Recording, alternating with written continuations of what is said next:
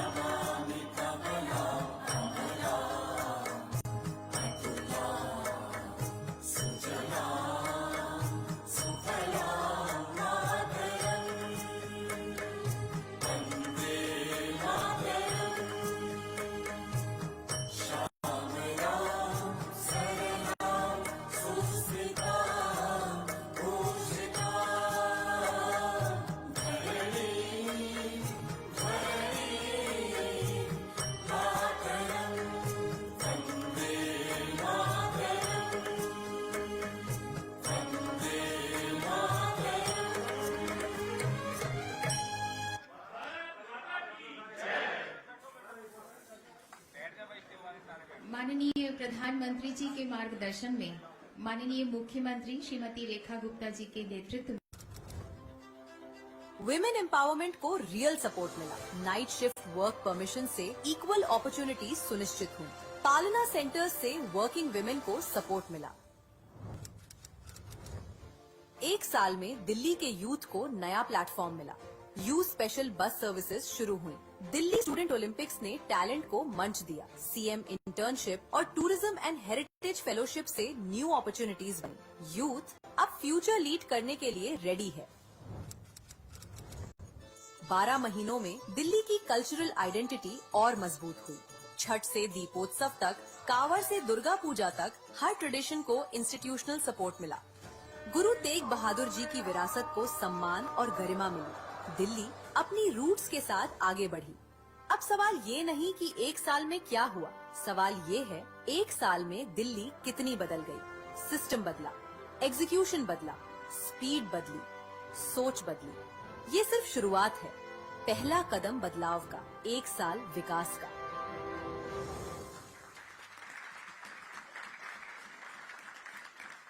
जी हाँ, 24/7 फॉर 2047 विकसित दिल्ली, सेवा का संकल्प, सुशासन की नीति, विकसित दिल्ली का लक्ष्य, मिशन विकसित दिल्ली। और अब हम विनम्र विनती करते हैं माननीय मुख्यमंत्री महोदया आपसे और दिल्ली सरकार के जो माननीय मंत्रीगण मंचासीन हैं उन सभी से कि कृपया 1 ईयर रिपोर्ट कार्ड बुकलेट का अपने कर कमलों द्वारा विमोचन करें।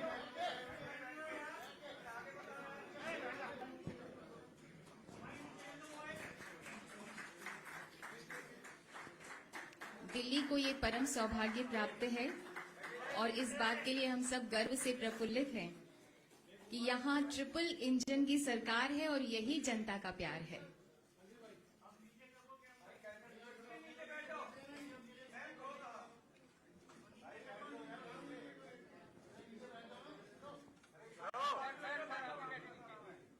पहला कदम बदलाव का, 1 साल विकास का। माननीय मुख्यमंत्री महोदया श्रीमती रेखा गुप्ता जी के और सभी माननीय मंत्रीगण के कर कमलों द्वारा 1 ईयर रिपोर्ट बुकलेट का विमोचन किया गया। ये हम सब दिल्ली वासियों का परम सौभाग्य है कि हमें माननीय मुख्यमंत्री महोदया श्रीमती रेखा गुप्ता जी का सानिध्य प्राप्त हुआ है, जो माननीय प्रधानमंत्री जी के मार्गदर्शन में दिल्ली विकास के नित्य नए नए कीर्तिमान स्थापित कर रही हैं। विकसित भारत के संकल्प के महायज्ञ में विकसित दिल्ली भी अपना योगदान अर्पित कर सके, इसके लिए माननीय मुख्यमंत्री जी प्रणबद्ध हैं। दिल्ली की जनता के प्रति आपकी श्रद्धा तथा ऊर्जा अद्भुत है माननीय। हमारा आपसे निवेदन है, विनम्र निवेदन है माननीय आपसे कि कृपया आप संबोधित करें। Thank you so much. आज इस सभागार में उपस्थित मेरे सभी साथी मंत्री, हमारे बहुत ही सीनियर ऑफिसर्स, आप सभी मीडिया के मेरे साथीगण और आपके माध्यम से जो लाखों लोग मुझे देख पा रहे हैं, उन सभी दिल्ली वासियों को, देशवासियों को मेरा बहुत बहुत नमस्कार। आज सरकार को 1 साल पूरा हुआ है। 20 फरवरी 2025 शायद इसी समय हम लोग इस सचिवालय में पहुंचे थे और शपथ ग्रहण के बाद सचिवालय में आकर के हमने अपना कार्यभार संभाला। पहले ही दिन पहली कैबिनेट की मीटिंग हमने की थी और इसीलिए मुझे लगा कि अपनी रिपोर्ट कार्ड देने के लिए इससे बेहतर जगह नहीं हो सकती जहां 1 साल पहले हमने अपना कार्यभार संभाला। और मैं ये कहना चाहती हूं कि आज की ये रिपोर्ट कार्ड हमारे 1 वर्ष के परिश्रम और परिवर्तन के तथ्य हैं, केवल रिपोर्ट कार्ड नहीं है। ये सरकार जो वायदों की सरकार नहीं, परिणाम की सरकार है। यह सरकार जो घोषणाओं की नहीं, काम करने वाली सरकार है। और 1 वर्ष में दिल्ली को हमने ठहराव से गति की ओर लेके जाने की कोशिश की, बहानों से समाधान की ओर लेके जाने की कोशिश की और विज्ञापन से विकास की ओर हमने ले जाने की कोशिश की। हर एक कदम जो हमने आगे बढ़ाया उसमें सरकार को कागज कम काम ज्यादा, इस पैटर्न पे हमने अपनी सरकार को कार्यरत किया। आज वह वाक्य जमीन पे खड़ा हुआ दिखाई देता है जब मैं कह सकती हूं कि आज दिल्ली में जो सरकार है वो पोस्टर्स की राजनीति नहीं करती, ट्वीट की राजनीति नहीं करती। हमने दिल्ली के वर्क कल्चर को बदला है। हमने जो पहले की सरकारें शोर मचाती थी, हम समाधान देते हैं। जो पहले टाल मटोल करते थे, हम टाइमलाइन देकर के काम करते हैं। जो पहले केवल आरोप प्रत्यारोप लगाते थे, हम अपना उत्तरदायित्व निभाते हैं। और मार्गदर्शन है भारतीय जनता पार्टी की राष्ट्रवादी विचारधारा का और हमारे प्रधानमंत्री आदरणीय श्री नरेंद्र मोदी जी के मूल मंत्र सबका साथ, सबका विकास और सबका प्रयास। इस मंत्र के साथ हम मैं की नहीं, हम की राजनीति कर रहे हैं। आज 1 साल पूरा होने पे मैं ये दिल्ली वासियों को विश्वास के साथ कह सकती हूं कि दिल्ली में एक सकारात्मक परिवर्तन लाने के लिए हमने हर सेक्टर में काम किया। और विशेष रूप से यदि जब मैं आप सबके बीच में अपनी रिपोर्ट कार्ड पेश कर रही हूं, तो प्रमुख बिंदुओं पे मैं चर्चा करूंगी और उसके बाद में ये किताब आप सब तक पहुंचेगी, जिसमें हमने अपनी पूरी विस्तृत रिपोर्ट दी है। यदि सर्वप्रथम कहना चाहूंगी, क्योंकि भारतीय जनता पार्टी आदरणीय दीनदयाल उपाध्याय जी के अंत्योदय के विजन के साथ काम करती है। हमारी सरकार ने गरीब कल्याण के लिए अनेकों योजनाओं पे काम शुरू किया। ये 365 के 365 दिन हमने कोशिश की कि रोजाना दिल्ली एक कदम आगे बढ़े वेलफेयर की दृष्टि से, गरीब कल्याण की दृष्टि से।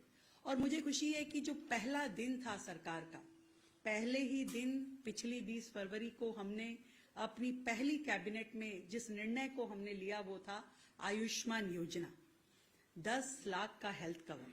और इस 1 साल में उस हेल्थ कवर के लिए हमारे पास 7 लाख लोग रजिस्टर हुए और आज 30,000 से ज्यादा लोगों ने इस योजना के माध्यम से, आयुष्मान और वय वंदन योजना के माध्यम से हेल्थ का लाभ लिया।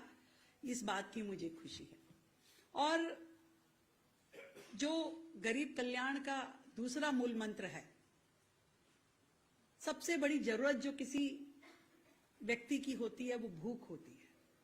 हमने इस बात पे काम किया कि दिल्ली जो देश की राजधानी है, यहां कोई भूखा ना सोए। अटल कैंटीन उसी विजन के साथ शुरू की गई।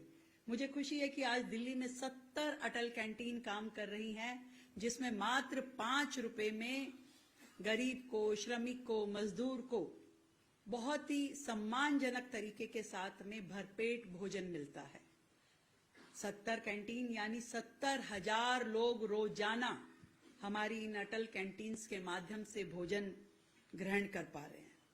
और गरीब कल्याण की बात और झुग्गी बस्तियों में जो लोग, जो परिवार दिल्ली में रह रहे हैं, उसकी बात ना करूं ऐसा नहीं हो सकता। हमारे संकल्प पत्र से लेकर के हर काम में आपको दिखाई देगा जो प्रतिबद्धता हमारी दिल्ली के झुग्गी वासियों के लिए थी, उसको हमने अपने हर काम के साथ जोड़ा। 700 करोड़ रुपए का फंड हमने अपने बजट, जो कि 1 लाख करोड़ का बजट सरकार ने पेश किया, तो हर सेक्टर को जब बजट डिस्ट्रीब्यूशन हो रहा था तो झुग्गी एरिया के लिए, झुग्गी बस्तियों में विकास कार्यों के लिए हमने 700 करोड़ रुपए का बजट दिया, ताकि झुग्गी में भी नाली, खड़ंजा, शौचालय, बच्चों के लिए पार्क इत्यादि ये सारी सुविधाएं अनेकों झुग्गियों में। अब से पहले बहनों के लिए स्नान घर नहीं थे, शौचालयों की बड़ी बुरी व्यवस्था थी, पर 700 करोड़ रुपए के बजट के माध्यम से इन सभी झुग्गी बस्तियों में काम शुरू हुआ, ताकि झुग्गी के लोग भी सम्मानजनक तरीके से रहें।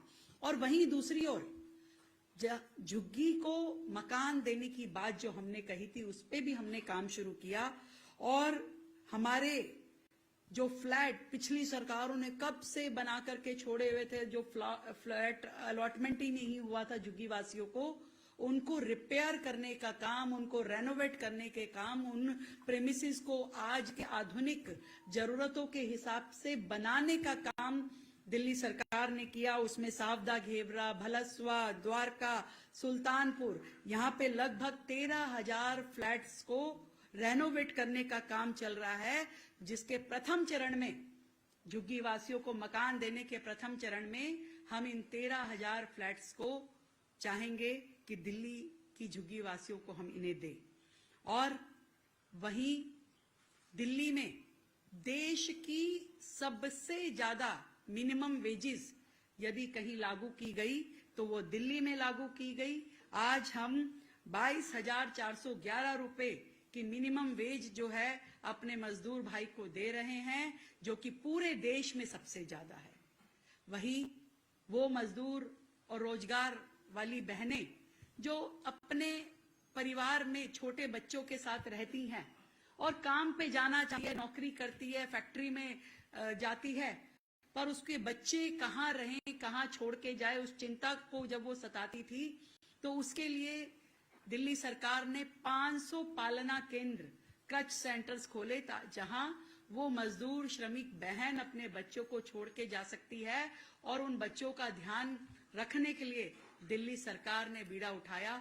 इन 500 पालना केंद्र के माध्यम से मैं समझती हूं कि दिल्ली की श्रमिक बहनों के लिए अत्यंत ही लाभ उनको मिल रहा है। हमने ST/SC बस्तियों में भी 85 करोड़ के काम जो हैं इस साल सैंक्शन किए, जो अब 146 परियोजनाओं के रूप में दिल्ली में काम चल रहे हैं। दूसरे सेगमेंट पे मैं आती हूं। दिल्ली की जो बहुत ही मूलभूत जरूरत है वो है पानी और सीवर। वर्षों से दिल्ली की जनता बड़े बड़े सपने ना देख करके छोटी छोटी जरूरतों पे कंसंट्रेट कर रही थी कि पानी नहीं है दिल्ली में, पाइपलाइन नहीं है, सीवर लाइन नहीं है। उस दिशा में हमने वाटर लाइंस के लिए ट्रांसमिशन जो लाइंस होती हैं उनको 13 किलोमीटर लाइन को हमने रिप्लेस किया और दूसरी ओर जो डिस्ट्रीब्यूशन नेटवर्क है उसमें हमने 172 किलोमीटर लाइन को नया डाला या रिप्लेस किया, 172 किलोमीटर लाइन को, और साथ ही 37 किलोमीटर नई लाइंस डालने के लिए हमने वर्क अवार्ड कर दिए हैं। और सेकेंडरी और डिस्ट्रीब्यूशन जो लाइंस हैं, वाटर लाइंस, 833 किलोमीटर, इनके भी हमने वर्क अवार्ड कर दिए हैं, जो कि दिल्ली में अलग अलग विधानसभाओं में ये काम शुरू होने जा रहे हैं या शुरू हो चुके हैं। सीवर लाइन की बात यदि मैं करती हूं तो हमने दिल्ली में 180 किलोमीटर नई सीवर लाइन बिछाई है और 110 किलोमीटर हमने सीवर लाइन रिप्लेस की है। और नई सीवर लाइन जो आज वर्क अवार्ड हो चुके हैं और काम शुरू होना है, वो 144 किलोमीटर सीवर लाइन का काम सैंक्शन हो चुका है और टेंडर प्रक्रिया में चल रहा है। मैं जरूर बताना चाहूंगी कि दिल्ली की जो पानी की समस्या है उसमें हमने चंद्रावल प्लांट, जो कि काफी समय से चल रहा था, काम रुका पड़ा था, उसको हमने बहुत ही स्पीड में करते हुए इस साल उस प्रोजेक्ट को हम पूरा कर लेंगे, जिससे लगभग 9-10 विधानसभाओं की जो है पानी की समस्या दूर होगी। इसकी कैपेसिटी जो है 105 MGD होगी। इसी प्रकार द्वारका 2, वहां पे भी 50 MGD का WTP इसी साल बनके तैयार होने जा रहा है। नए WTP उसकी तैयारी भी हम कर रहे हैं, क्योंकि यदि हम बाकी राज्यों से पानी लेने की बात भी करें या जो नए डैम जिसकी प्लानिंग चल रही है वहां से पानी भी यदि दिल्ली को मिलता है तो वो कहां लेके आया जाएगा। उस पानी को स्टोर करने की कैपेसिटी भी हमारे पास होनी चाहिए। तो उस निमित्त हमने छतरपुर, इरादत नगर और नजफगढ़ एरिया में 3 नए WTP बनाने के लिए आज से ही योजना उसकी शुरू कर दी है।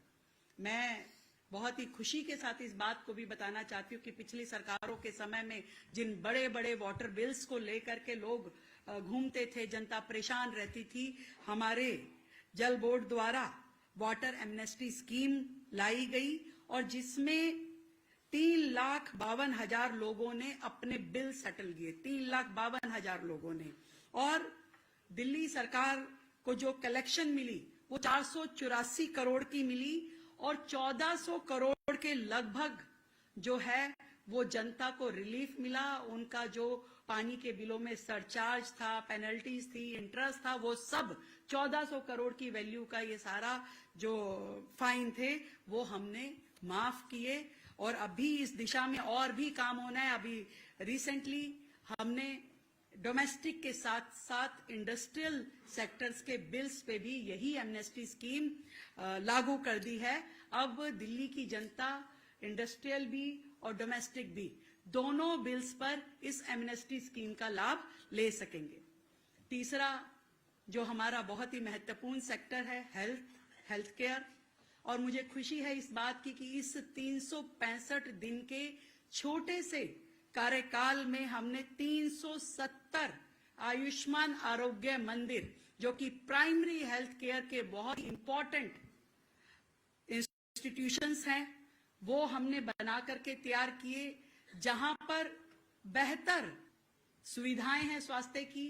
यदि हम दिनचर्या की बात करें तो एक साधारण व्यक्ति की दिनचर्या में होने वाली स्वास्थ्य संबंधी प्रॉब्लम्स को मुझे लगता है कि 70% समस्याओं का समाधान वहीं पर हमें मिलेगा, जहां जच्चा बच्चा केंद्र भी है, जहां पर के बड़ी लिस्ट है, टेस्टिंग्स आप लोग करवा सकते हैं, हेल्थ केयर है और हर प्रकार की फैसिलिटी वहां पे है, जिससे बड़े हॉस्पिटल्स पे भी बहुत जो दबाव रहता था वो भी कम हो पाएगा। हमारा टारगेट है कि इस साल 1100 जिस टारगेट को लेकर के हम चले थे, उस नंबर तक हम अपने इन आयुष्मान आरोग्य मंदिरों को लेकर के जा पाएंगे। 5 हॉस्पिटल्स में हमने नए ब्लॉक शुरू किए, जिसमें हमने गुरु गोविंद सिंह गवर्नमेंट हॉस्पिटल में आईपीडी ब्लॉक का उद्घाटन किया, संजय गांधी मेमोरियल हॉस्पिटल में ट्रॉमा सेंटर को हमने शुरू करा और आचार्य श्री भिक्षु हॉस्पिटल में आईपीडी ब्लॉक को शुरू किया और भगवान महावीर हॉस्पिटल में ओपीडी ब्लॉक को शुरू किया। साथ ही श्री दादा देव मातृ एवं शिशु चिकित्सालय में हमने मदर एंड चाइल्ड केयर ये वाला ब्लॉक शुरू करके दिल्ली की जनता को, जो पिछली सरकार के सालों से पेंडिंग जो प्रोजेक्ट थे उस पे हमने काम करा और लगातार उस पे काम करते हुए हमने दिल्ली की जनता को ये 5 हॉस्पिटल सौंपे। मुझे खुशी इस बात की भी है कि जो कमी हमारे हॉस्पिटल्स में मशीनरीज की थी, उसे कम करने के लिए, मशीनरीज की कमी को कम करने के लिए और लगातार फैसिलिटीज को बढ़ाने के लिए, मेडिकल इंफ्रास्ट्रक्चर को बढ़ाने के लिए सरकार काम कर रही है। और बहुत ही शानदार new state of art machines हमारे दिल्ली सरकार के हॉस्पिटल्स में लगाई, जिसमें हमने अभी जीबी पंत में जो सिटी स्कैनर लगाया, न्यूरो आईसीयू जो शुरू किया और इंटीग्रेटेड ओटी के साथ में, और न्यूरो कैथ लैब जो बनाई है वो बहुत ही बेहतरीन है। जो सिटी स्कैनर की मैं बात कर रही हूँ, पूरे उत्तर भारत में किसी भी अस्पताल में इस प्रकार का बेहतरीन और आधुनिक सिटी स्कैनर किसी भी हॉस्पिटल में अवेलेबल नहीं है, जो दिल्ली सरकार के इस हॉस्पिटल में उपलब्ध है। नई 150 हमने डायलिसिस मशीन्स भी लगाई। हमने 53 नई एम्बुलेंस जो कि 24/7 कंट्रोल रूम का काम कर रही है वो भी शुरू की। 6 मोबाइल डेंटल वैन हमने शुरू करी और जो एलएनजेपी हॉस्पिटल में मेडिकल जेनेटिक वार्ड और एनएटी लैब, नेट लैब भी हमने शुरू किया, जो कि पूरे के पूरे भारत में बहुत ही कम हॉस्पिटल्स में ये फैसिलिटीज है जो दिल्ली में यहां शुरू की गई। मुझे इस बात की खुशी है कि हमने पिछली सरकारों ने जो करप्शन पूरे सिस्टम में फैलाया हुआ था उसे रोकने के लिए बहुत ही स्ट्रॉन्ग स्टेप्स लिए और उसमें पूरे सिस्टम का डिजिटलाइजेशन जो किया, हिम्स यानी हेल्थ इंफॉर्मेशन मैनेजमेंट सिस्टम, हर पेशेंट का डिजिटल रिकॉर्ड बना करके सारे हॉस्पिटल्स का इंटीग्रेटेड सिस्टम, चाहे वो दिल्ली सरकार के सरकारी अस्पताल हैं या केंद्र सरकार के सरकारी अस्पताल हैं, हमने पूरे पेशेंट्स का सारा प्रोफाइल वहां जोड़ा है, सारी प्रिस्क्रिप्शंस को वहां जोड़ा है, ऑनलाइन ओपीडी अपॉइंटमेंट शुरू हुए हैं और ये सारी चीजें करते हुए दिल्ली की जनता को इसका सीधा लाभ मिल रहा है। हॉस्पिटल में काम बेहतर शुरू हुए हैं और लगभग 1 लाख आभा आईडी कार्ड हमने advance Ayushman Bharat digital mission के माध्यम से बनाए हैं और उन्हें हिम्स के साथ इंटीग्रेट किया है। ये बहुत बड़ा काम है दिल्ली में इस मेडिकल इंफ्रास्ट्रक्चर से जुड़ता हुआ, जो आने वाले समय में भी हमें बहुत मदद करने वाला है। मुझे ये बताते हुए भी आप सबको बेहद ही खुशी का अनुभव हो रहा है कि दिल्ली में अभी तक आयुष सोसाइटी जो नहीं थी और जिसके कारण से केंद्र की किसी भी आयुष योजना का हम लाभ नहीं ले पाते थे, उस आयुष सोसाइटी को बनाने का काम भी इसी वर्ष हमने किया। और एक सबसे सेंसिटिव विषय ऑर्गन डोनेशन का, जहां पूरी दुनिया इस समय ऑर्गन डोनेशन जैसे सेंसिटिव विषय पे काम कर रही है, दिल्ली की इस निमित्त कोई तैयारी नहीं थी। दिल्ली सरकार ने अपना सोटो ऑर्गन डोनेशन इनिशिएटिव शुरू किया है ताकि दिल्ली भी इस मुहिम में जुड़ सके, दिल्ली के लोग इससे जुड़ करके मानवता के नाते अपना सहभागिता कर सके। मुझे ये बताते हुए भी हर्ष है कि दिल्ली में जो डॉक्टर्स की कमी थी, जो नर्सिंग स्टाफ की कमी थी, उसको पूरा करने की दिशा में हमने कदम आगे बढ़ाए हैं। हमने 4000 न्यू पोस्ट जो है पैरामेडिकल स्टाफ की, डॉक्टर्स की, नर्सिस की सैंक्शन करी। 1300 नर्सिंग स्टाफ को हमने रिक्रूटमेंट लेटर, अपॉइंटमेंट लेटर दिए। और एक बहुत ही शर्मनाक काम जो पिछली सरकारों के दौरान हो रहा था कि हमारे नर्सिंग इंटर्न्स जो थे उनको सिर्फ 500 रुपए महीने का भत्ता जो दिया जा रहा था, मतलब सोच के भी हैरानी होती कि 500 रुपए नर्सिंग इंटर्न्स को देना, उन बच्चों को देना कितना खराब था। उसे हमने 13,000 से ज्यादा किया है ताकि हमारे नर्सिंग इंटर्न्स जो लगातार हमारे हॉस्पिटल्स में सेवा का काम कर रहे हैं उनको ये लाभ मिल सके। मैं जरूर अगले सेक्टर के माध्यम से एजुकेशन, शिक्षा, पिछली सरकारों ने इसका ढिंडोरा तो बहुत पीटा, पर हम सब जानते हैं कि दिल्ली के स्कूलों की क्या हालत थी, एजुकेशन सिस्टम की क्या हालत थी। शायद उन्होंने एजुकेशन के इंफ्रास्ट्रक्चर पे जितना पैसा खर्च नहीं किया, उससे कई गुना ज्यादा उन्होंने उसकी पब्लिसिटी पे खर्च किया। पर आज की सरकार जो है पब्लिसिटी की नहीं, परफॉर्मेंस की सरकार है।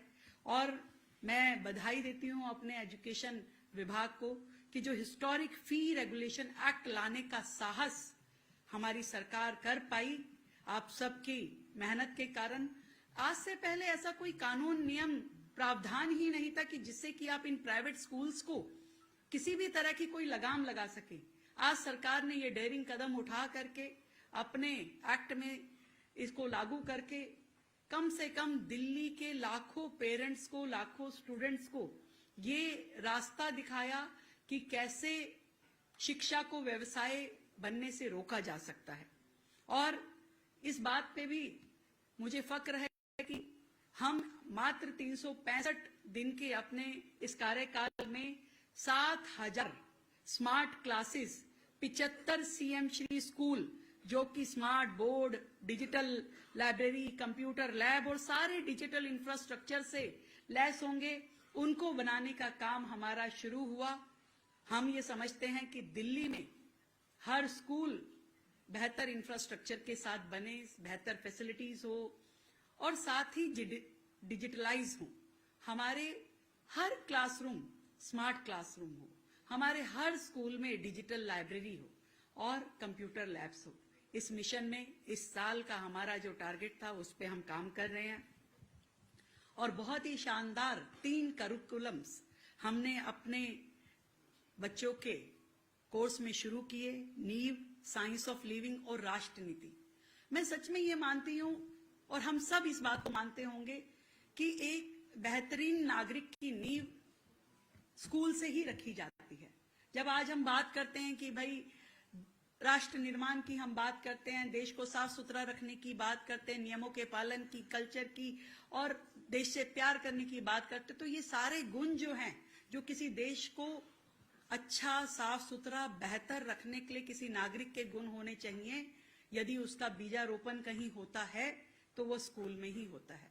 तो इन कोर्सेज के माध्यम से मैं समझती हूँ कि हमारे बच्चे बेहतर नागरिक बन पाएंगे, अपनी लाइफ में वो स्किल सीख पाएंगे जिससे आने वाली जिंदगी को वो अच्छे से जी सकें, समझ सकें। और खेल के सेक्टर में, स्पोर्ट्स के सेक्टर में भी हमारे एजुकेशन विभाग ने, हमारे एजुकेशन मंत्रालय ने बहुत ही सुंदर काम किया है। एक शानदार इवेंट दिल्ली खेल महाकुंभ आजकल चल रहा है, जिसमें 25,000 से ज्यादा स्पोर्ट्स पर्सन ने अपनी रजिस्ट्रेशन की। 1 महीने का ये इवेंट दिल्ली के कोने कोने में चल रहा है और जितने भी स्टूडेंट्स इसमें पार्टिसिपेट कर रहे हैं उनकी परफॉर्मेंस निकल के आ रही है, नए खिलाड़ी तैयार हो रहे हैं। और मुख्यमंत्री खेल प्रोत्साहन योजना के माध्यम से भी दिल्ली के खिलाड़ियों को हमने अब तक की सबसे ज्यादा प्रोत्साहन राशि पेश की है। अब तक की दिल्ली सरकार की भी और देश के अन्य राज्यों से भी ज्यादा हमने अपने स्पोर्ट्स पर्सन को प्रोत्साहन राशि देने का निर्णय किया। ओलंपिक पैरालंपिक जो हमारे मेडलिस्ट होंगे उनको हम 7 करोड़ रुपए, गोल्ड मेडल लेके आने वालों को, सिल्वर को 5 करोड़ और ब्रॉन्ज को 3 करोड़, और इसके अलावा जो तैयारी कर रहे हैं नेशनल लेवल पे जो तैयारी करते हैं बच्चे उनको 20 लाख रुपए की मदद, और जो बच्चे स्कूल लेवल पे तैयारी कर रहे हैं उनको 5 लाख रुपए की मदद दिल्ली सरकार करेगी, ताकि उनको किसी भी फैसिलिटी के लिए तंग ना होना पड़े और पेरेंट्स पे वजन ना आए। और इस बात की भी हमें खुशी है कि जो पिछली सरकार नहीं कर पाई, उनके समय की स्कॉलरशिप के जो अमाउंट थे जो उन्होंने सालों से रोके रखे, दिए ही नहीं।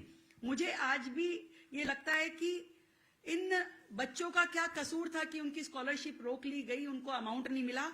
ऐसे 44 करोड़ रुपए की राशि हमने बच्चों को स्कॉलरशिप की अपने कार्यकाल शुरू होते ही दी।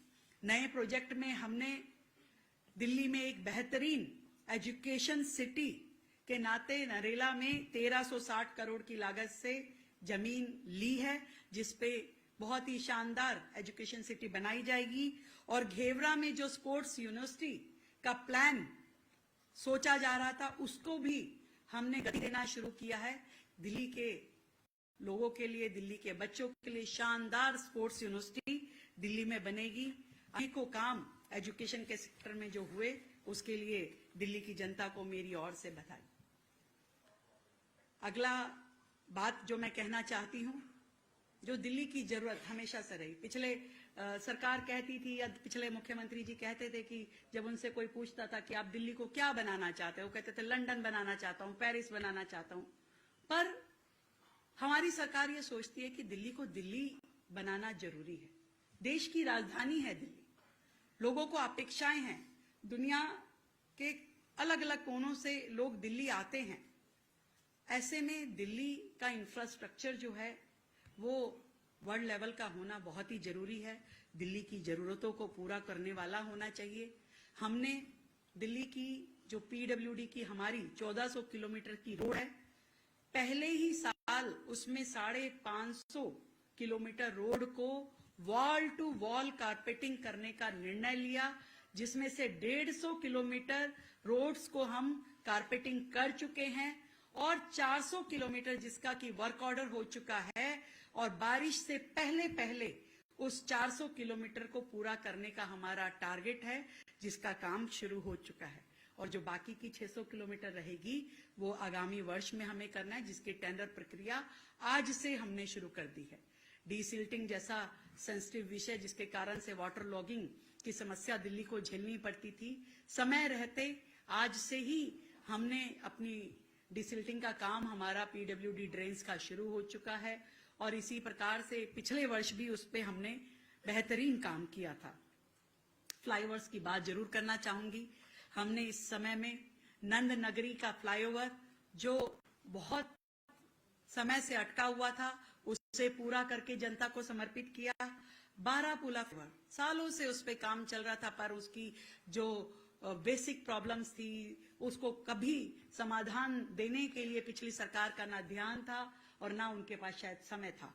परंतु उन सारी की सारी जो प्रॉब्लम्स थी, उसमें जो रुकावटें थी, उसको हमने खत्म करने का काम किया, और इस वर्ष जून तक वो बारापुला फ्लाईओवर दिल्ली की जनता को हम समर्पित कर पाएंगे, ये हमारा टारगेट है। साथ ही मुकरबापुर जो चौक है उसका जो अंडरपास है उसको भी हमने इसी मार्च तक पूरा करके दिल्ली की जनता को हमने देना है। मोदी मिल, सावित्री सिनेमा वाले फ्लाईओवर, उनके भी टेंडर प्रक्रिया पूरी हो चुकी है, जल्द उसका काम शुरू होगा। एक जो बहुत शानदार काम हमारे पीडब्ल्यूडी मंत्रालय ने किया वो है ड्रेनेज मास्टर प्लान। वर्षों से दिल्ली लगभग 50 सालों से उसी ड्रेनेज मास्टर प्लान पे चल रही थी, जिसमें हम कह सकते हैं कि आज जब दिल्ली की जनसंख्या दुगनी हो चुकी है, आज जब दिल्ली की जरूरतें कई गुना ज्यादा बढ़ चुकी है, तो कैसे वही पुराने नाले, वही पुरानी नालियां दिल्ली में पानी की क्षमता उनकी कैसे मेंटेन रह सकती है। इसीलिए जल भराव होना लाजमी था। इसीलिए कॉलोनियों का डूबना लाजमी था, परंतु हमने इस पे काम करते हुए 56,000 करोड़ की लागत से होने वाले ड्रेनेज मास्टर प्लान को बनाया और उस पे तुरंत काम भी शुरू किया। तो जो मेजर ड्रेन्स है जिस पे काम इस वर्ष दिल्ली सरकार ने किया उसकी जिक्र मैं करना चाहूंगी। सबसे इंपॉर्टेंट रोहतक रोड ड्रेन जो है जिस पर काम चल रहा है, जखीरा रोड पे ड्रेन का काम चल रहा है, नजफगढ़ नांगलोई ड्रेन पे भी काम चल रहा है और ये सब काम वो हैं जो करोड़ों रुपए की लागत से है। रोहतक रोड 178 करोड़ की लागत से है, नजफगढ़ नांगलोई रोड जो 64 करोड़ की लागत से है, किराड़ी जो रेलवे लाइन के साथ साथ पूरा ड्रेन जो बड़ा ड्रेन बन रहा है 220 करोड़ की लागत से है और इसी तरीके से किराड़ी सुलेमान ड्रेन जो है वो 44 करोड़ की लागत है जिसका काम चल रहा है। एमबी रोड ड्रेन इस पे बेहतरीन बनने के बाद जिसका रिजल्ट जो है वो बहुत ही बेहतरीन दिल्ली को मिलेगा। आजादपुर ड्रेन, शालीमार बाग ड्रेन, नथुपुरा ड्रेन, एयरपोर्ट एरिया में जो ड्रेनेज सिस्टम उस एरिया में भी पानी भरा था। दिल्ली में जहां जहां जल भराव की समस्या है वहां पे भी हमने 72 वाटर लॉगिंग के पॉइंट चिन्हित किए और सबको हमने आइडेंटिफाइड किया, उसके टेंडरिंग करी और उन सब पे भी इस सीजन में वाटर लॉगिंग ना हो इसके लिए काम शुरू हो चुका है। दिल्ली में जो चौक्स है हमारे उसके ब्यूटिफिकेशन, तो 47 ऐसे चौक्स पे ब्यूटिफिकेशन का काम शुरू हो चुका है। दिल्ली में हमारा टारगेट है कि हम 40 नए FOBs बनाएं फुट ओवर ब्रिज, जिसमें से 4 पे अभी काम चल रहा है, जिसमें IT पार्क वाला फुट ओवर ब्रिज है, मजनू का टीला, समयपुर बादली मेट्रो स्टेशन के पास और कीर्ति नगर में जो मॉल है उसके पास। ये सारे के सारे फुट ओवर ब्रिज में काम चल रहा है। इंफ्रास्ट्रक्चर दिल्ली का बेहतर हो इसका प्रयास हमारा हर दिन और पूरे साल रहा और जिस पे हमने काम किया। साथियों, मैं बात करना चाहूंगी वो 3 बड़ी लीगेसी प्रॉब्लम जिसकी चर्चा हर पत्रकार के लबों पे रही और जनता के मन में रही, वो यमुना सफाई, कूड़े के पहाड़ और पॉल्यूशन। पहले मैं बात करना चाहती हूँ यमुना सफाई की। यमुना सफाई जिस हालत में हमें मां यमुना मिली वो दिखाता था कि वर्षों से पिछली सरकारों ने, चाहे वो 15 साल की कांग्रेस की सरकार हो या 11 साल की आम आदमी पार्टी की सरकार, उन्होंने ध्यान उस तरीके से कभी दिया ही नहीं। यदि उस समय ध्यान दे दिया जाता तो शायद मां यमुना की ये स्थिति होती ही नहीं। परंतु हमने अपनी सरकार के जिम्मेवारी उठाते ही जो पहले दिन से काम शुरू किया, उसमें जो वर्तमान में 37 STP हैं, सीवेज ट्रीटमेंट प्लांट, जो कि बहुत बुरी स्थिति में थी और DPCC के और जो पैरामीटर्स पे पूरे भी नहीं होते थे, उनको अपग्रेडेशन का काम हमने शुरू किया। अब तक 28 जो STP हैं हम उन्हें अपग्रेड कर चुके हैं और 9 STPs पे काम चल रहा है। इसके अलावा दिल्ली के सभी ड्रेन्स को टैप करने का काम, उनका ड्रोन सर्वे का काम हमने पूरा किया, क्योंकि अल्टीमेटली यही ड्रेन्स हैं जो यमुना जी में जाके गिरती हैं और यमुना को दूषित करती हैं। तो सबसे इंपॉर्टेंट काम जो यमुना सफाई की दृष्टि से था वो ये था कि इन सभी नालों को टैप किया जाए और इन पे STP या DSTPs लगा करके इनके पानी को ट्रीट किया जाए। तो हमने 2400 करोड़ रुपए की लागत से 35 नए डिसेंट्रलाइज STP बनाने के लिए टेंडरिंग प्रक्रिया पूरी करी है, जिसमें सीवर लाइन भी और हाउस होल्ड कनेक्शन भी जुड़े हों। तो इसका काम शुरू होगा और इसी के रिजल्ट के माध्यम से ही यमुना हमें समय के साथ बेहतर दिखाई देनी शुरू होगी। इसके अलावा 12 और STPs जो कि वर्तमान में जो STP है उन्हीं प्रीमिसेस में बनाए जाएंगे 7200 करोड़ की लागत से, उसकी भी प्लानिंग पे काम चल रहा है। हमारा टारगेट है कि हमें जब दिल्ली मिली तो दिल्ली की सीवेज ट्रीटमेंट की कैपेसिटी जो थी वो लगभग 700 MGD थी, पर इससे दिल्ली का काम चलने वाला नहीं है, क्योंकि दिल्ली में जो झुग्गी बस्ती है, अनऑथराइज कॉलोनी है और बहुत सारा ऐसा एरिया जो सीवेज से जुड़ा ही नहीं हुआ है। हम इसकी कैपेसिटी को 1500 MGD तक लेकर के जाने के लिए हमारी प्लानिंग है। 700 से 1500 MGD कैपेसिटी पे हम काम कर रहे हैं, जिसको वर्तमान में हमने 814 MGD तक पहुंचाया है अपने वर्तमान के एसटीपीज को अपग्रेड करके। नालों की डिसिल्टिंग पे जरूर कहना चाहूंगी, पहली बार दिल्ली में इतने सिंसियर एफर्ट्स के साथ में ड्रेन्स का डिसिल्टिंग हुआ है और 22,000 मीट्रिक टन सिल्ट जो है हमने नालों में से बाहर निकाली, जिसके कारण से ना इस बार बाढ़ का खतरा दिल्ली को महसूस हुआ और ना ही जो जल भराव की जो समस्याएं थी उसमें भी बेहतर रिजल्ट दिल्ली को मिले हैं। बहुत सारे लीगेसी पॉइंट, मिंटो ब्रिज जैसे जो हम सब हर साल न्यूज़पेपर के फ्रंट पेज पे छपते हुए देखते थे, इस बार वहां पे जल भराव नहीं हुआ। यमुना के ई फ्लो पे हम काम कर रहे हैं, अड़ोस पड़ोस के राज्यों से हमारी बातचीत चल रही है कि कैसे यमुना का वाटर फ्लो बढ़ाया जाए।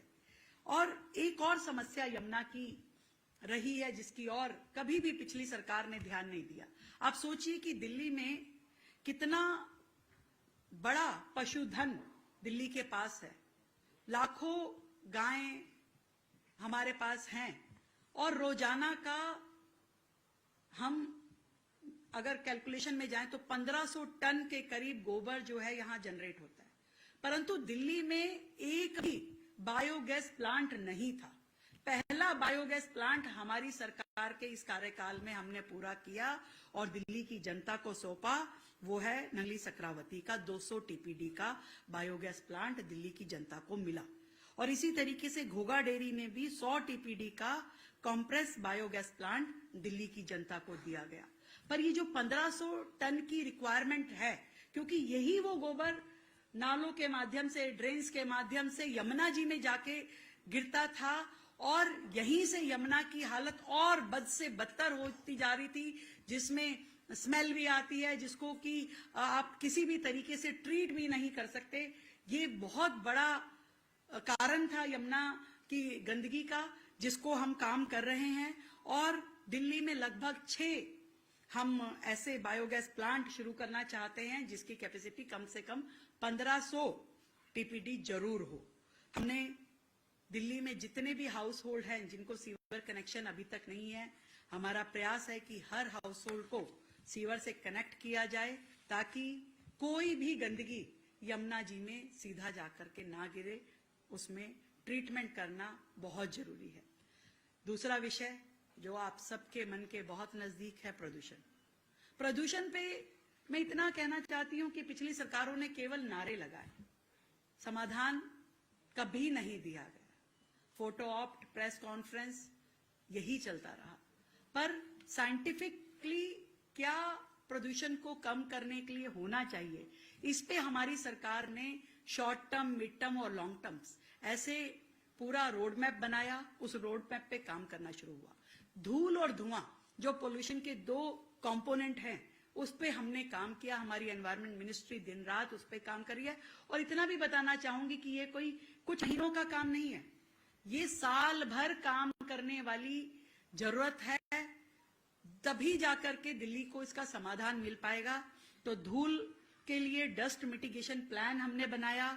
हमने दिल्ली को वॉल टू वॉल कारपेटिंग का फार्मूले के साथ में सभी एजेंसीज को ये डायरेक्ट किया, चाहे वो डीडीए हो, एमसीडी हो, पीडब्ल्यूडी, हर एजेंसी अपनी जो लैंड ओनिंग एजेंसी है वो दिल्ली की सड़कों को वॉल टू वॉल बनाएगी और बाकी के एरिया को ग्रीन डेवलप करेगी। ऐसे पूरी प्लानिंग के ऊपर काम चल रहा है।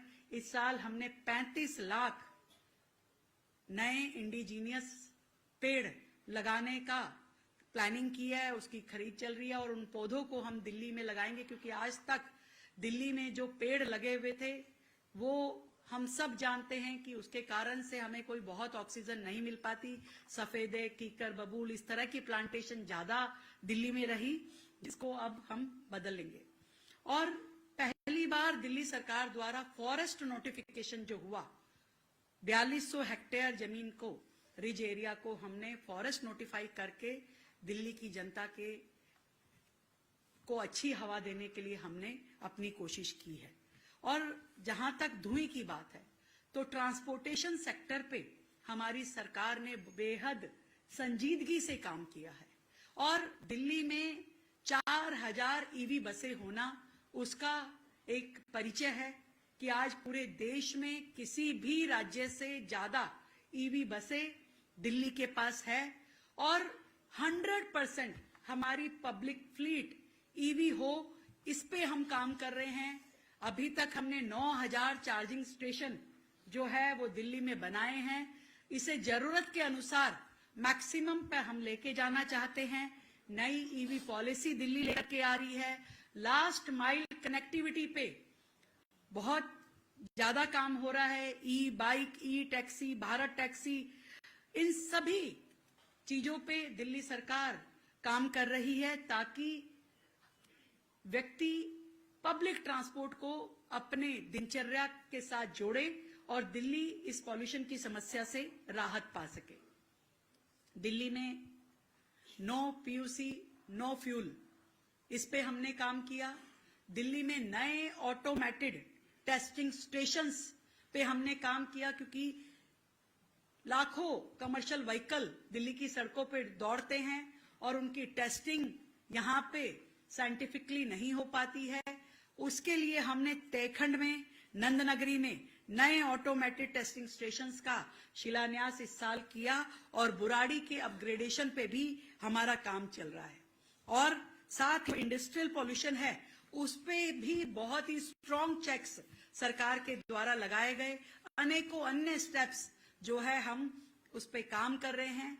हम ये समझते हैं कि दिल्ली की जनता को हर साल बेहतर हवा हम दे पाएंगे। अगला जो लिगेसी प्रॉब्लम, कूड़े के पहाड़, हर बार ये प्रश्न सरकार से किया जाता है, पर मैं आपको आज इस 1 साल पूरा होने पे इसका जवाब जो दे रही हूं, आप इसे जरूर नोट करें।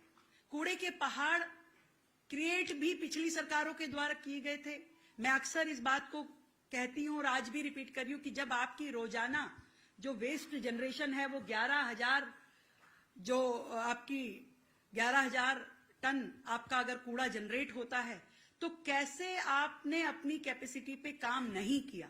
आप 4,000 5,000 तक ही अपने वेस्ट को बायोमाइनिंग कर रहे थे। उसके अलावा डेली का जो कूड़ा था वो पाइल अप होते होते पहाड़ बन गए। पर हमने अब जो बायोमाइनिंग पहले 5-6 हजार टीपीडी था, आज उसे 30 से 35,000 टीपीडी के लेवल तक हम लेकर के आए हैं। डे नाइट यहाँ काम चल रहा है और ये जो अलग अलग वेस्ट जब सेग्रीगेशन होता है और उसमें से उसको बायोमाइनिंग की जाती है तो इनर्ट है, आरडीएफ है और सीएनडी वेस्ट है, उसको भी प्रोसेस करते हुए हमने यथास्थान उस पे काम किया। और वेस्ट मैनेजमेंट के लिए नई योजनाओं पे अभी से हमने काम करना शुरू किया क्योंकि दिल्ली को उस मुकाम तक लेके जाना है जहां रोज का कूड़ा रोज प्रोसेस हो। कुछ भी कूड़ा अगले समय के लिए बचना नहीं चाहिए। उसके लिए हमने नरेला बवाना पे जो वेस्ट टू एनर्जी प्लांट है, एक नया वेस्ट टू एनर्जी प्लांट जिसकी क्षमता 3,000 टीपीडी की रहेगी, उस पे काम हमारा चल रहा है। उसका फाउंडेशन हमने किया।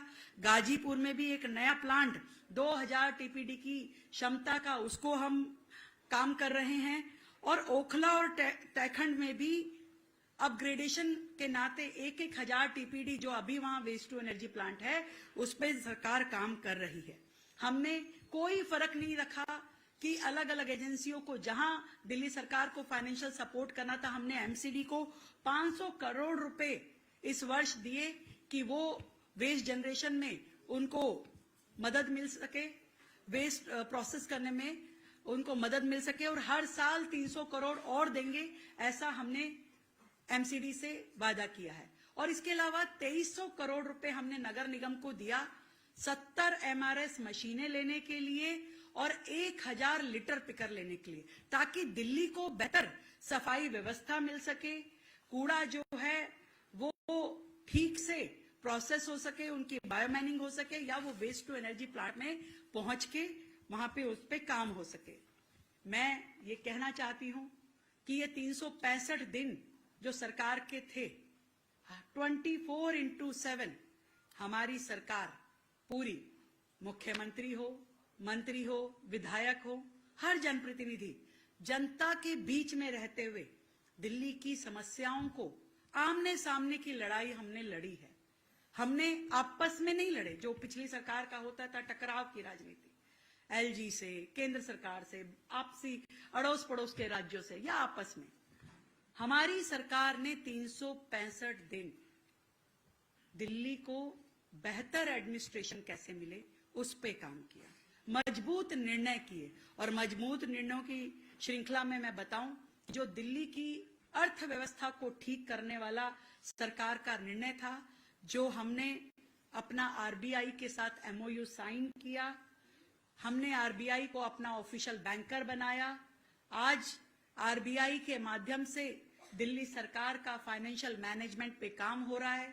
हमें 21,000 करोड़ की मार्केट बोरोविंग की परमिशन मिल पाई, सरकार का अकाउंट जो है वो सेपरेट हुआ, और आज हम कम इंटरेस्ट पे कैपिटल एक्सपेंडिचर करने के लिए पूंजी बाजार से जनरेट कर पा रहे हैं। और इसी कारण से आज दिल्ली के हर कोने में विकास के कार्य हो पा रहे हैं।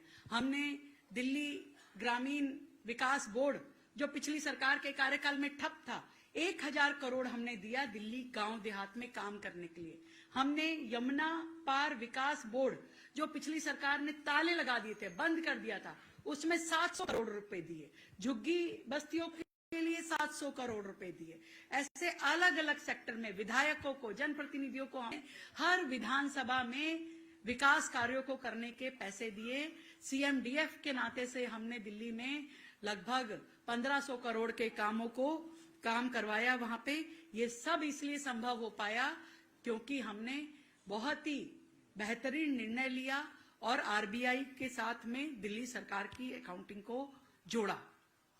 साथ ही दिल्ली में जो वर्षों से बुक्ड प्रॉपर्टी, जो एमसीडी के द्वारा बुक्ड प्रॉपर्टी थी, जिसपे बिजली नहीं लगाई जाती थी, मीटर नहीं दिए जाते थे, पावर नहीं दी जाती थी, उन 1.5 लाख प्रॉपर्टीज पे दिल्ली सरकार ने निर्णय लिया और उन पे बिजली दे करके दिल्ली के लाखों परिवारों को हमने राहत दी।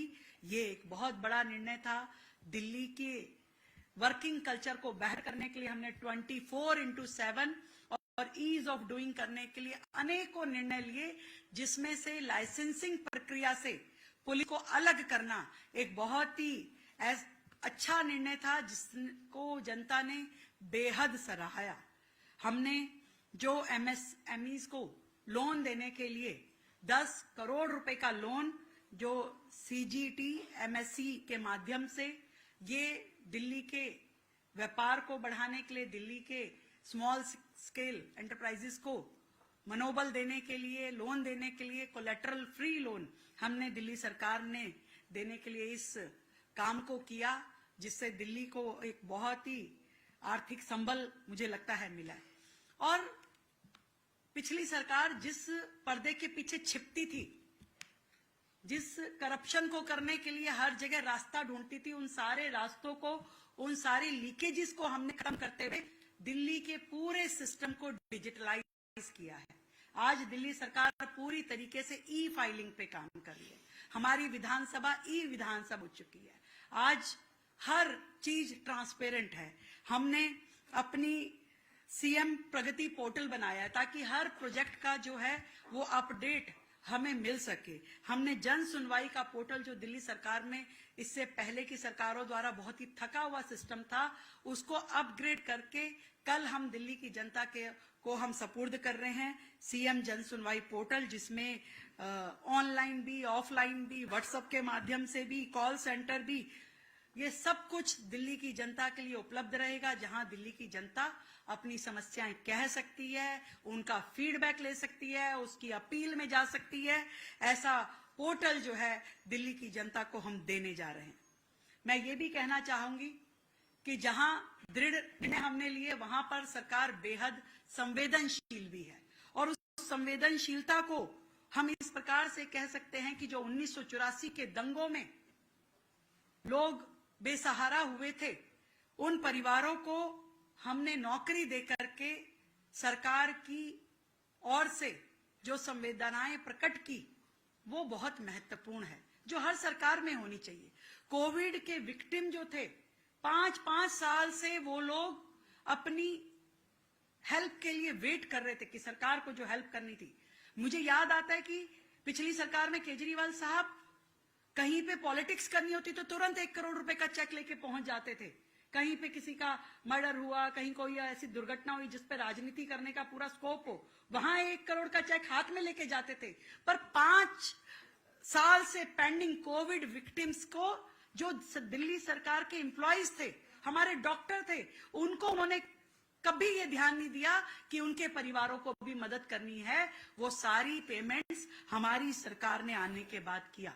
इसी प्रकार से जो कश्मीरी परिवार थे, उनका मामला उलझाए रखा उन्होंने, परंतु उन 1832 फैमिलीज के लिए भी हमने पूरी सहायता देके उनके मैटर को रिजॉल्व किया। और एक बड़ा गैप की योजना बना दी जाती थी पर उसका कोई फॉलोअप नहीं होता था। सरकार के पैसे कहां जा रहे हैं इसका कोई फीडबैक नहीं होता था। लाडली योजना कांग्रेस के समय में आई, परंतु तब से लेके अब तक 2.25 लाख बच्चियां ऐसी थी जिनको उनका लाडली योजना का पैसा मिला नहीं था। हमारी सरकार ने इस 365 दिन में आने के बाद में जब ये देखा, जो प्रधानमंत्री नरेंद्र मोदी जी ने योजना दी, मेरी पूंजी मेरा अधिकार, की सरकार के बैंक खातों में किस किस के नाम का पैसा पड़ा है, उस पैसे को जब हमने खोजना शुरू किया तो हमने पाया कि ये 2.25 लाख बच्चियों को उनका लाडली योजना का पैसा मिला ही नहीं है।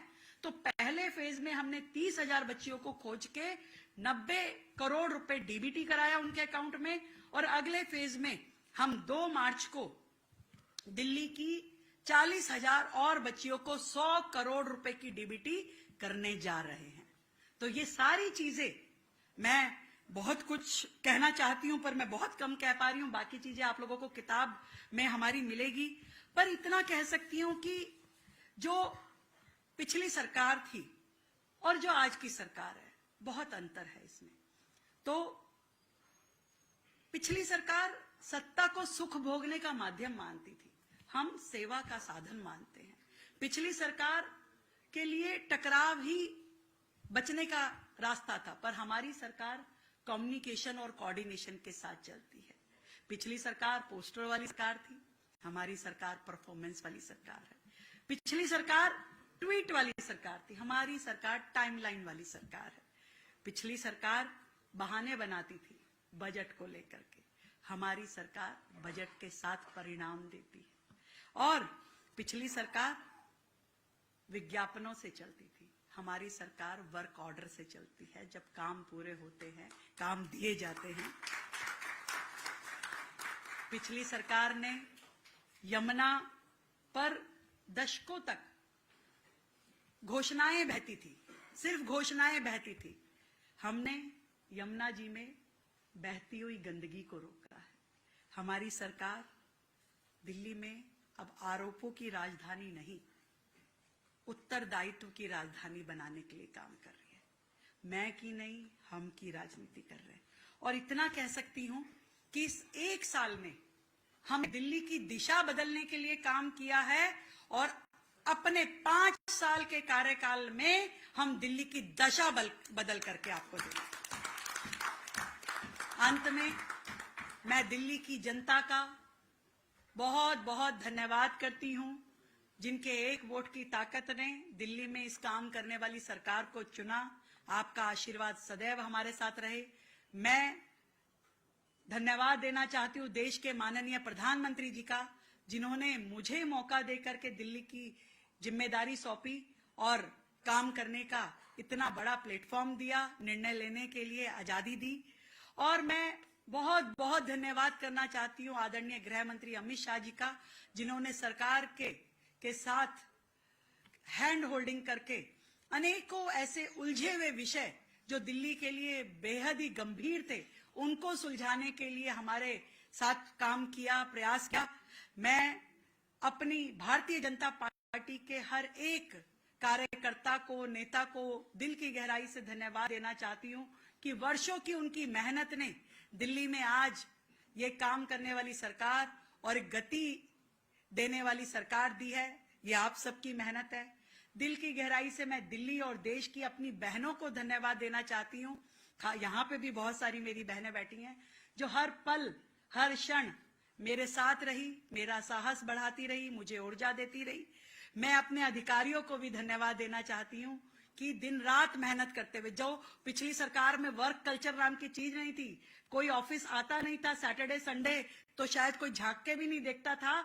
आज यदि हफ्ते में, सप्ताह में 7 दिन डे नाइट काम होता है। मैं सुबह 6 बजे भी अपने अधिकारियों को फोन करती हूँ तो वहां से जवाब मिलता है। रात को 12 बजे भी कोई काम बोलती हूँ तो अधिकारी साइट पे होता है। अपने अधिकारियों को धन्यवाद देती हूँ। मैं मीडिया के आप सभी बंधुओं को धन्यवाद देती हूँ जो लगातार हम पे चेक रख के हमें एक्टिवेट करते रहे। और धन्यवाद देती हूँ उस प्रभु का, प्रभु श्री रामचंद्र जी का, जिन्होंने हम सब पे अपना आशीर्वाद बना के रखा कि हम ईमानदारी के साथ, शिद्दत के साथ दिल्ली की जनता की सेवा कर सकें। Thank you so much. आप सभी का बहुत बहुत धन्यवाद। बहुत बहुत धन्यवाद माननीय मुख्यमंत्री महोदया। आप सभी से मेरा निवेदन है कि कृपया राष्ट्रगान को सम्मान देने के लिए हम सब अपने स्थान पर खड़े हो जाएं। पहले ये फोटो और उसके बाद राष्ट्रगान। जन गण मन अधिनायक जय हे भारत भाग्य विधाता। पंजाब सिंध गुजरात मराठा द्राविड़ उत्कल बंगा। विंध्य हिमाचल यमुना गंगा उच्चल जलधि तरंगा। तव शुभ नामे जागे, तव शुभ आशीष मांगे। गाहे तव जय गाथा, जन गण मंगलदायक जय हे भारत भाग्य विधाता। जय हे जय हे जय हे जय जय जय जय हे। बहुत बहुत धन्यवाद माननीय मुख्यमंत्री महोदया। और इस शुभ अवसर को कैमरे में कैद। माननीय मुख्यमंत्री जी का हम हृदय से धन्यवाद करते हैं। सभी माननीय मंत्रीगण का हृदय से धन्यवाद। आप सभी मीडिया के हमारे परिवारजन, आप सभी हमारे मीडिया के परिवारजन, आज ये बहुत ही